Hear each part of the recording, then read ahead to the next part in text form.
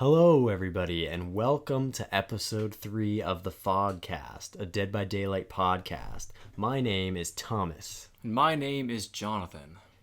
And in this episode of the Fogcast, we're going to be talking about our picks for the first survivor and the first killer you should use when just getting into the game. Before we get into the episode, we're going to talk about the shrine for this week. This week on the shrine, we have Sprint Burst and No Mither for the survivors, and Overcharge and Franklin's Demise for the killers. So expect some pretty toxic killers this week because Franklin's Demise is finally in the shrine after a while. So Sprint Burst is a perk for survivors where as soon as you start sprinting, you'll get the haste status effect and you'll run really fast. It's widely considered the best speed perk for survivors.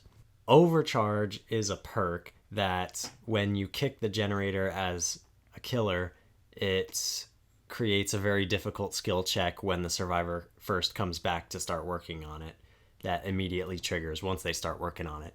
No Mither is a perk for survivors where you last the whole trial injured. You suffer from the broken status effect for the whole trial and you can't be healed, and you get 50% less grunts of pain and you don't leave blood trails. Franklin's Demise is a killer perk that when the killer hits a survivor, they drop their item and it loses some charges. Personally, for the killer perk, I would go with Franklin's Demise just because it's really useful for when survivors have flashlights or when they have basically any item. It'll stop survivors from healing with the medkits, it'll stop them from gen rushing with the toolkits and also breaking hooks, and it'll help you get rid of pesky flashlight survivors.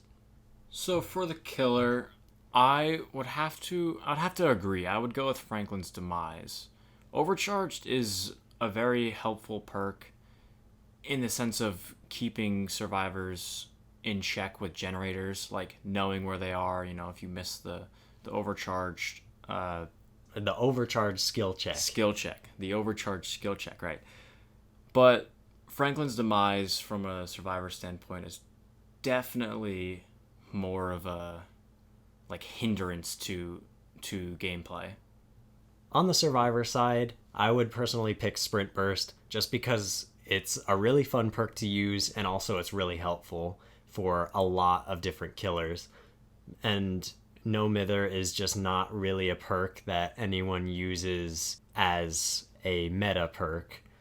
You usually use No Mither if you're trying to build a survivor that can work well under pressure when you're using perks like Resilience or This Isn't Happening as an add-on to No Mither. So I'd go with Sprint Burst. So we're going to pick Sprint Burst for the survivors and Franklin's Demise for the killers. Alright, so getting to our main talking point, we're going to get to the first survivor and killer that you should pick if you're new to the game. Have never played it before, new to the game. Maybe you've watched some YouTube videos on it and you just got into it because it's on sale right now. All right. So there are a lot of good killers along with a lot of difficult killers to play, but I would have to say if someone asked me what killer they should start with, I would go with Trapper. And that's because one, the traps are useful just for placing around everywhere. It's not something you have to really think about. It's not a huge thing. The only problem with it is you can trap yourself, and if you are holding a survivor, they will get out of your grasp.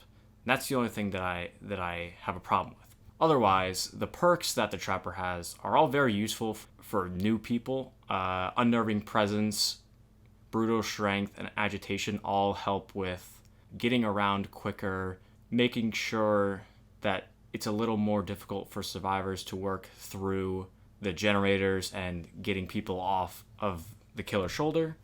These perks for the Trapper help you find the survivors with Unnerving Presence, get to them quickly with brutal strength, and then get them to a hook quickly with agitation. So it helps you get from finding them to hooking them within a very short amount of time. And then if you utilize the bear traps on top of that, it'll be even quicker. One thing I do have to say about the trapper, about how he can be a good beginner killer, but he might not be. His perks are good for beginners. He's just not a very good beginner killer because you kind of have to have some game knowledge in order to place your traps effectively. So you have to kind of know where the best looping spots are. You have to kind of know where the survivors are going to be spawning. And you have to know where the hot spots are to put those traps in order for them to be utilized later in the game. The killer I chose that I would recommend you level up first to get their teachable perks is the Hag.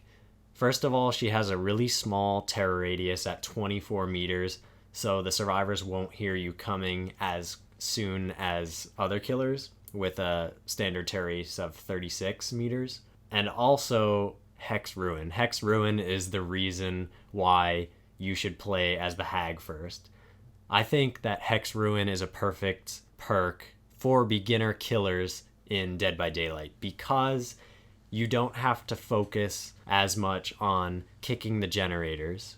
You can just walk up to the generator, chase a survivor away, and worry about chasing them, because as soon as they get off that generator, it will start regressing at 100% speed at level 1 and 200% speed at level 3. So if you can level that up to level 3, it'll go down twice as fast as it was going up. She also has perks like the Third Seal and Devour Hope. All of her perks are hex totems, so you're going to have to focus on trapping those up and also worry about trap placement as the Hag. So I do agree about the Hag having like small terror radius, and all of the perks are very useful, but then again they are hex perks, which means that if the survivor finds the totem like before you could get to it, yeah, you can have really bad totem placement. Yeah. It's really a game to game thing with hex totems. Now moving over to the survivor side, the first survivor that I would level up and the first survivor that I personally leveled up was Dwight Fairfield. His perks are Bond, Prove Thyself, and Leader, which makes him a good team player. Bond allows you to find other survivors when they're within a certain radius, 36 meters at level 3. And then Prove Thyself, which was just recently updated to gain a stackable 15% repair speed when other survivors are around you. You can get those gens done super quickly now. And with Leader, you'll be able to help other survivors that are close to you with their healing speed, with their sabotage speed, with unhooking speed, with cleansing, exit gate opening, chest searching. It basically every action besides repairing will get sped up with the Leader perk, up to 25% at level 3. Plus, it lasts for 15 seconds when you're outside the range, so it's just a really helpful team playing survivor. So my pick for the first survivor you should level up is Meg. And I say this because when you're really new to the game, when you're being chased by the killer, I don't think it's your first instinct to immediately go to windows or pallets or things like that. It's to get far away. It's to run. And that doesn't work if you don't have any speed perks. And Meg has the perks that you need to get away. So she has Sprint Burst first, which makes you sprint at 150% speed for 3 seconds. So that'll get like a good distance between you and the killer, and then you can like recenter yourself. You can figure out where to go from there. And then Adrenaline, which is once you finish all of the generators, you are healed from a dying state. You go to full health, and you sprint at 150% speed for 5 seconds. This is really helpful for, one, if you're being chased and you have a last second clutch by your friends or some other randoms, then you get your health back and you can put distance between yourself and the killer, and that's really helpful. The last perk she has is Quick and Quiet, which means when you jump over pallets, when you quick vault through windows, you make less noise. You make zero noise. You make zero noise, right. And so if you don't like play killer normally, what that does is when you vault over those objects, the pallets or the windows, the killer has a visual of where you are. Yeah, where when you jumped speed over. vault. Yeah, when you speed vault. But Quick and Quiet makes that not happen, so they don't have that visual. And once you get it to level 3, that can be used every 20 seconds. So it's really useful for quickly moving around and not being detected. Also, Adrenaline is basically a meta perk in this game. Tons of people use it just because it's a really good clutch perk. When you're down to that last generator and everybody's injured, you pop that last gen and you just get healed and you can run really fast for a little bit. So these are obviously just our recommendations. I think that you should assess your play style. You gotta kind of think about how you would like to play the game. If you want to be sneaking around, then maybe you want to level up Jake first so that you can get Iron Will. If you want to be always in the game healing yourself and other people, then maybe you want to go down Claudette's web to get self-care and botany knowledge and empathy. It just really depends on how you want to play the game. And eventually, over time, you'll get all these perks unlocked anyways, so you can just have whatever perk builds that you want with any character. So that's where the fun of the game comes in, where you get to make your way through the blood webs of these characters and earn these perks. And another thing is, you can actually, under the character description, it tells you like the general use of the character's perks, and I actually found that very helpful when I was starting. I read through all of them. They're super helpful, and that's just my tip. Right. It tells you what kind of a character they are. Like, it tells you that Dwight is a leader. They tell you that he is all for cooperation and being a team player, and they tell you that Meg is a speed character with her sprint burst and adrenaline. She's all about the speed perks. Let me see here. One more thing about leveling up characters. I personally would not recommend prestiging any characters until you have a bunch at level 50, because the only thing that prestiging does for you is to get you an item of the bloody clothing, which doesn't do anything for the game.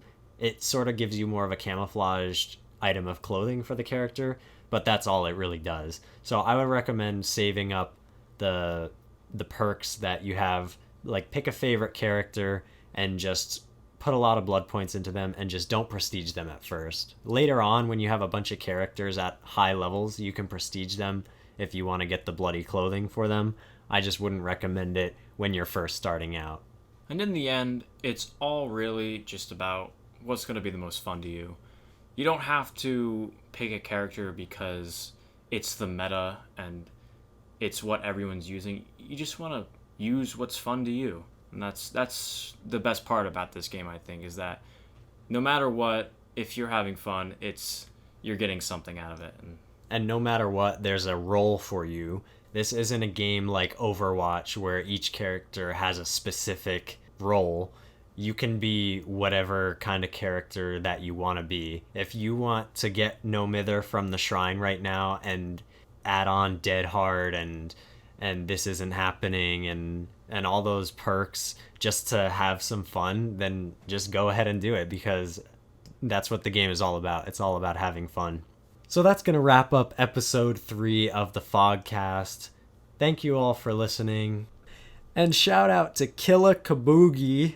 I don't know if that's how you pronounce your name, but that's a killer name right there, for being our very first outside family listener. Thank you, dude.